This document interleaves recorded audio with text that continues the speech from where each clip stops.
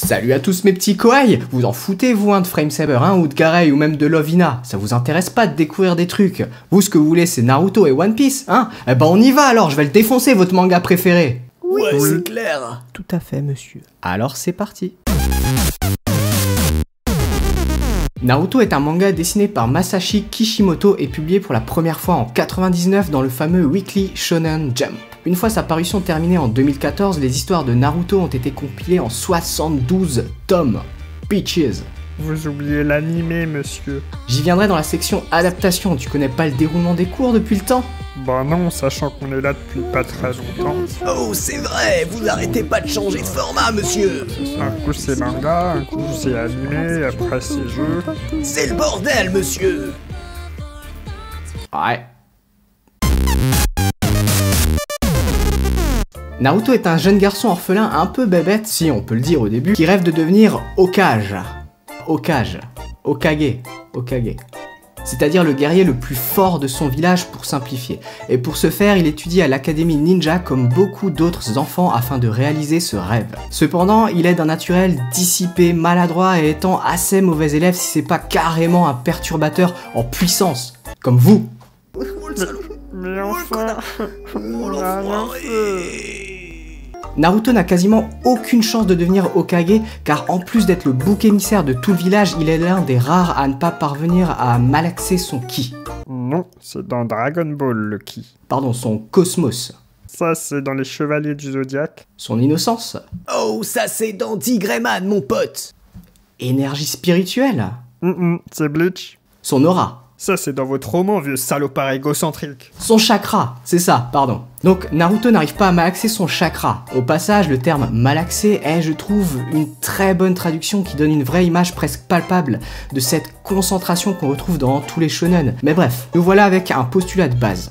Quelque chose d'assez standard pour un shonen, puisque la majorité sont construits ainsi. Héros qui a l'air un peu bébête, but extravagant affiché dès les premières pages, et une sorte de malédiction qui différencie le héros des autres. Le reste de l'histoire va reposer sur des rebondissements ayant de plus en plus d'importance et amenant notre personnage à devenir de plus en plus fort. Dans un premier temps, Naruto parviendra à apprendre et utiliser une technique interdite, le multi-clonage, le plaçant à peu près au niveau des meilleurs aspirants ninja. Puis il découvrira que son corps a été utilisé comme sceau afin de contenir Kyuubi, un démon ayant détruit son village et tué ses parents le jour de sa naissance. Il apprendra qu'il peut éveiller et maîtriser Kyuubi grâce à l'entraînement d'un des plus célèbres ninjas de l'histoire, etc.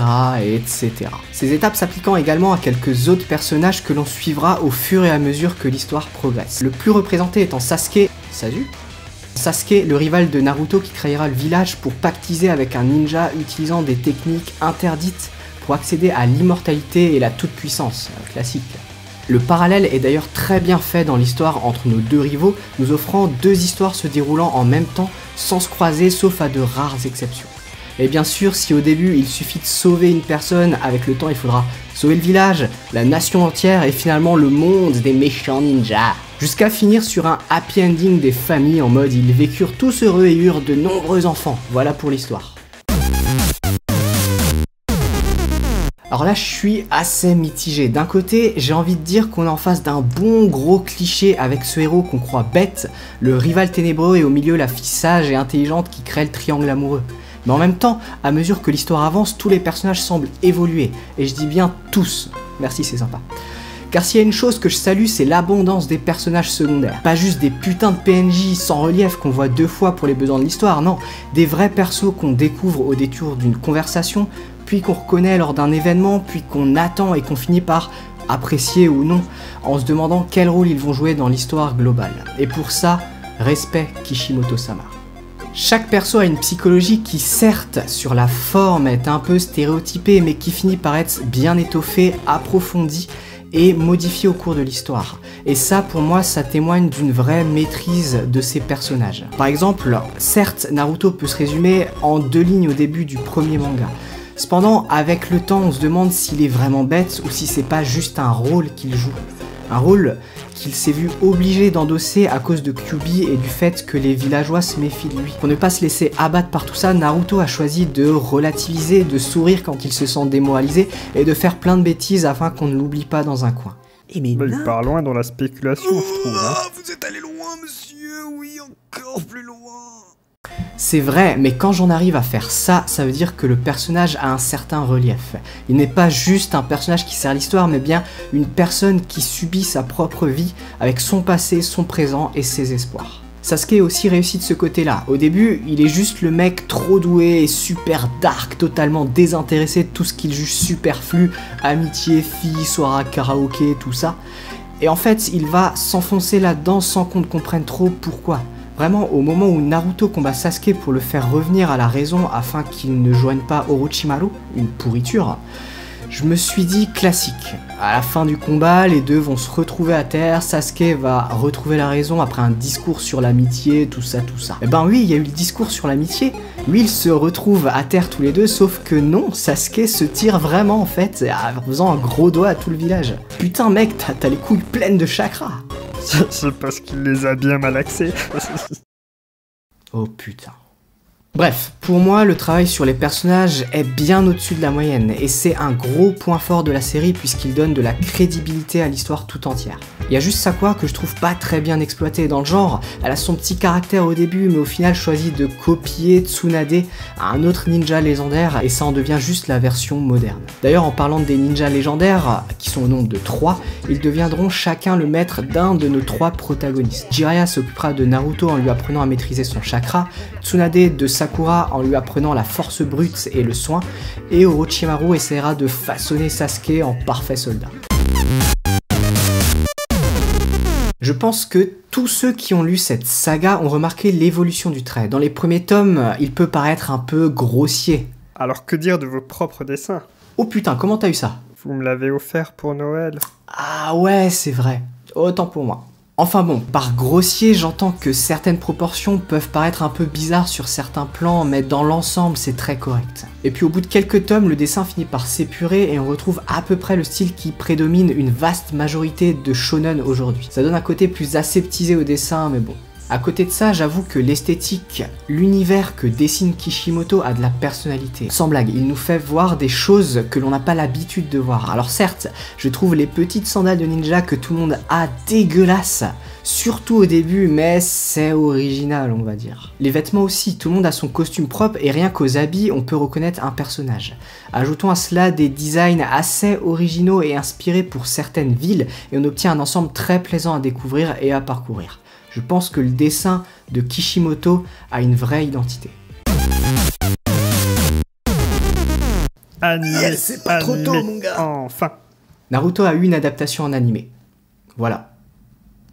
Bah quoi, c'est tout.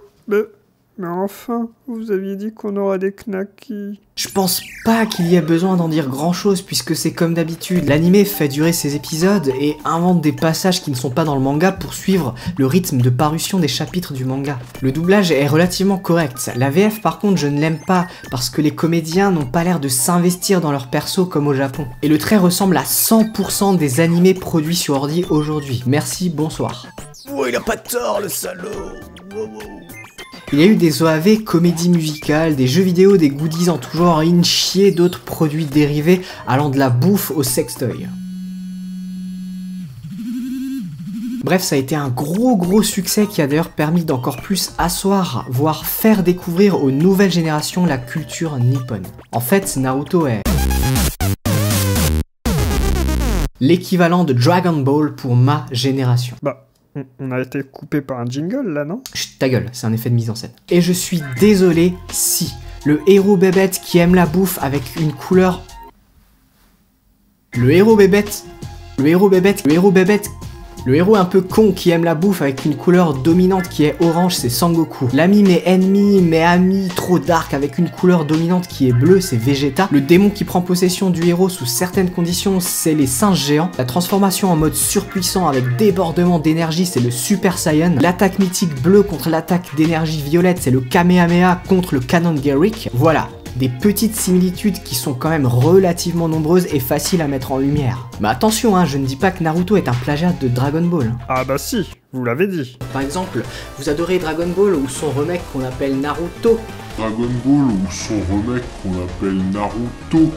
Mais vous voyez bien que c'est pas moi. La barbe. Bref, toutes ces similitudes, je les vois comme des clins d'œil, une marque de l'influence dantesque qu'a eu Akira Toriyama, le papa de Dragon Ball, sur tous les mangaka qui arrivent après lui.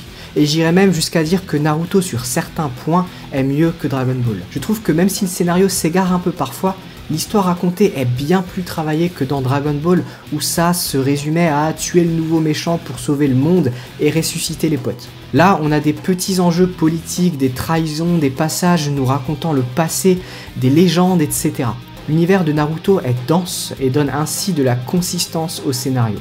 Pareil pour les personnages. Là où Dragon Ball nous servait quelques personnages stéréotypés dont on a saisi toute la nuance en un chapitre, Naruto nous donne l'occasion de voir la psychologie de ces personnages évoluer jusqu'à presque nous surprendre lors de certains rebondissements. Sur ces points, on a affaire à un Dragon Ball+.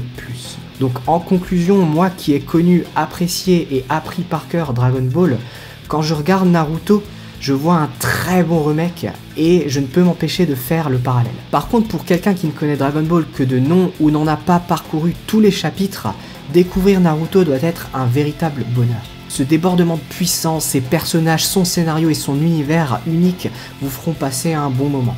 Donc oui, je vous le recommande. Par contre, Boruto, le fils de Naruto, je suis pas d'accord. Putain, arrêtez vos conneries.